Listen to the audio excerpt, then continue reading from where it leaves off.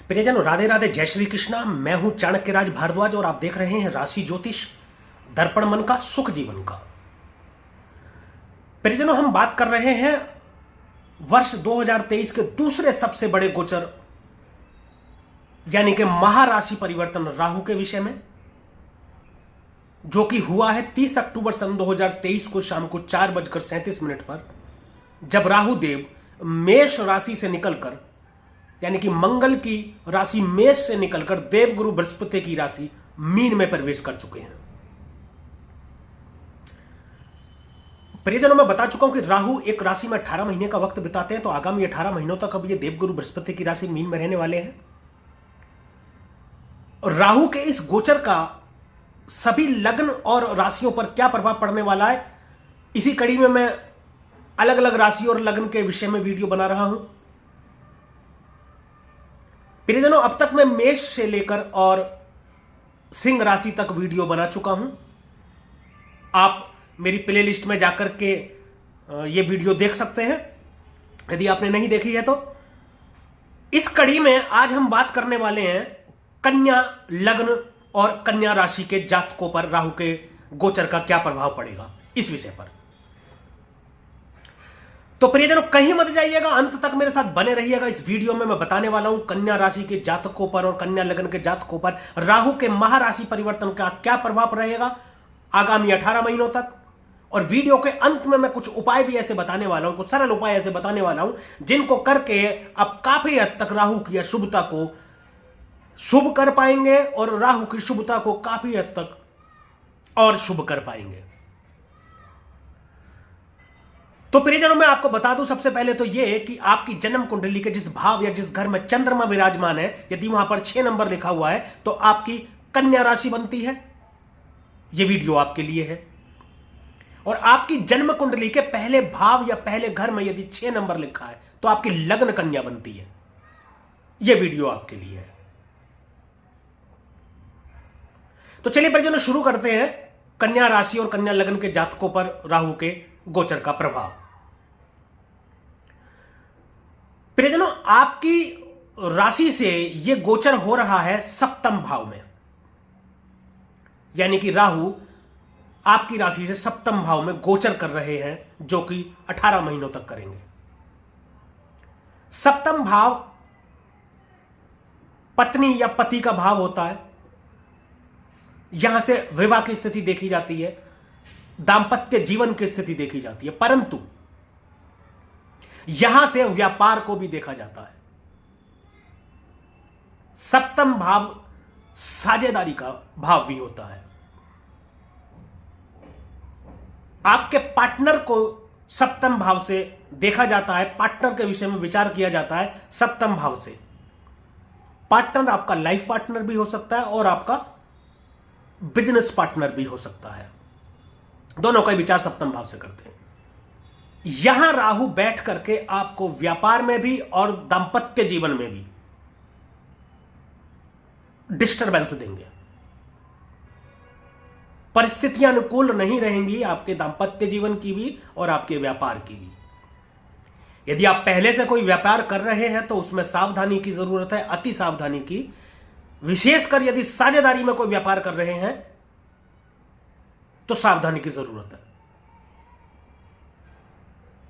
सलाह यह कि यदि कोई व्यापार शुरू करना चाहते हैं तो साझेदारी में कोई व्यापार बिल्कुल भी शुरू ना करें। आप अकेले कोई भी व्यापार शुरू कर सकते हैं।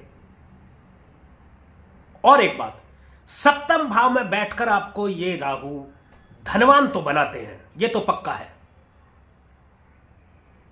परंतु आप जब धनवान हो जाते हैं तो उसी धन को राहु धुएं में उड़ा देता है। यानी आपको पता ही नहीं चलेगा कि वो पैसा कहां गया। ऐसा सप्तम भाव में बैठ करके राहु करते हैं। अवैध संबंध की स्थिति करवा देते हैं। अवैध संबंधों की तरफ आप आकर्षित होते हैं। नशे की भी आदत आपको पड़ सकती है। ये सावधानियां आपको बरतनी है। सप्तम भाव में बैठ करके राहु इस तरीके से दुष्प्रभाव आपको दे सकते हैं। प्रियजनों, ये सप्तम भाव में बैठ करके राहु किस प्रकार आपके जीवन को प्रभावित करेंगे, ये रहा ये। लेकिन अब बात करते हैं इनकी दृष्टियों की। जैसे कि आपको मालूम है कि राहु को 3 दृष्टियां प्राप्त है, 5वीं, 7वीं और 9वीं। सबसे पहले 5वीं दृष्टि की बात करते हैं, यानी कि पहली दृष्टि जो है इनकी 5वीं दृष्टि है, जो पड़ेगी आपके लाभ भाव में, यानी कि 11वें में। 11वां भाव आपकी डिजायर का भाव है, लाभ का भाव है। आमदनी, आमदनी कौन सी आमदनी? वो जो आप खुद कमाते हैं, खुद अर्न करते हैं। आमदनी यानी कि धन का भाव दूसरा भी होता है, परंतु दूसरा भाव वह भाव होता है जो आपको, वह धन होता है जो आपको मिलता है। लेकिन 11वें भाव से उस धन को देखा जाता है जो आप खुद कमाते हैं। आपके बड़े बुजुर्गों को भी 11वें भाव से देखा जाता है, दादा दादी आपके सब बड़े। सोशल सर्कल यानी कि समाज, समाज में मान सम्मान में कमी लाएंगे यहां दृष्टि डाल करके राहु। जैसा कि सप्तम भाव में बैठ करके मैंने बताया राहु आपके व्यापार में हानि की स्थिति पैदा कर सकते हैं, वैसे ही 11वें भाव में दृष्टि डालकर आपके लाभ को कम कर सकते हैं, समाज में मान प्रतिष्ठा को कम कर सकते हैं, आपके बड़े बुजुर्गों से आपके संबंधों को खराब कर सकते हैं। 11वें भाव में दृष्टि डाल करके राहु करते हैं ऐसा। तो परिजनों, ये तो रही राहु की पहली दृष्टि, जो कि होती है 5वीं दृष्टि, और 5वीं दृष्टि आपके लाभ भाव में पड़ेगी। 11वें भाव में दृष्टि डाल करके राहु कैसा प्रभाव करेंगे। अब बात कर लेते हैं राहु की दूसरी दृष्टि, जो कि सप्तम दृष्टि पड़ेगी आपके लग्न पर। यहां दृष्टि डालकर राहु आपको अहंकारी बना सकते हैं, थोड़ा गुस्सैल बना सकते हैं, चिड़चिड़ा स्वभाव का बना सकते हैं आपको। यहां दृष्टि डाल करके राहु शक्की भी बनाते हैं, और आपके अंदर एक भ्रम की स्थिति पैदा करेंगे राहु यहां दृष्टि डाल करके, यानी कि आपको समझ ही नहीं आएगा कि आपको करना क्या चाहिए। भ्रम की स्थिति लगन में डाल करके दृष्टि राहु ये भ्रम की स्थिति पैदा करते हैं। ये रही दूसरी सप्तम दृष्टि की, यहां दृष्टि डाल करके कैसा प्रभाव राहु देंगे। अब इनकी जो नवम दृष्टि है वो पड़ेगी आपके तीसरे भाव पर। प्रियजनों, तीसरा भाव पराक्रम का भाव होता है। तो एक बात तो निश्चित है कि पराक्रम में आपके वृद्धि ना करके पराक्रम में आपके कमी लाएंगे, या आपको लेजी बना देंगे थोड़ा। जल्दी ही किसी भी कार्य से हार मान जाने वाला, या आपको लगे कि यार ये नहीं होगा या मुझसे नहीं हो पाएगा, आलस्य की स्थिति उत्पन्न कर देंगे ये तीसरे घर में दृष्टि डालकर कन्या राशि वालों को। तीसरा भाव कम्युनिकेशन का भी भाव है। कम्युनिकेशन आपसी वार्तालाप, दो लोग आपस में बात करें या दो से अधिक लोग आपस में बात करें, या कहीं मीटिंग चल रही हो, ऐसे में आपका जो वाणी का प्रभाव है उसको भ्रमित करेंगे। यानी कि जो आप कहना चाह रहे होंगे, यानी आप जो बोलेंगे या आप जो समझाना चाह रहे होंगे, सामने वाला उसका उलट समझ जाए, ऐसी स्थिति पैदा करेंगे ये।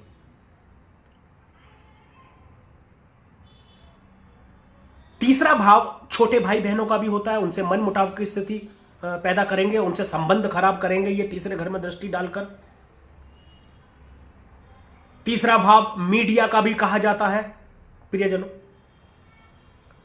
तो मीडिया से संबंधित यदि आप कोई काम करते हो या आप कोई काम शुरू करने जा रहे हो, तो उसमें भी परेशानी उत्पन्न करने की स्थिति ये कर सकते हैं राहुदेव, तीसरे भाव में आपके दृष्टि डाल करके। तो उससे आपको सावधान रहने की जरूरत है। तो परिजनों, ये रहा राहु का प्रभाव आपके जीवन पर, कन्या राशि वालों के आगामी 18 महीनों तक कैसा रहेगा। राहु के गोचर का प्रभाव सप्तम भाव में बैठकर और अलग अलग भावों पर दृष्टि डाल करके कैसा फल प्रदान करेंगे, ये रहा कन्या राशि के जातकों पर राहु के गोचर का प्रभाव।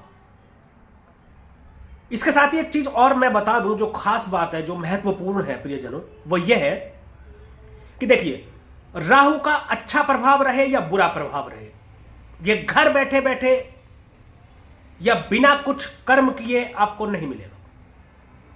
कर्म तो आपको करना ही पड़ेगा, कर्म करने ही पड़ेंगे, तभी आपको कोई भी फल प्रदान होगा। फिर जब बात कर लेते हैं कुछ आसान से उपायों की कि जिन्हें कर कर आप राहु की अशुभता को काफी हद तक शुभ कर सकते हैं और राहु की शुभता को काफी हद तक थोड़ा और शुभ कर सकते हैं।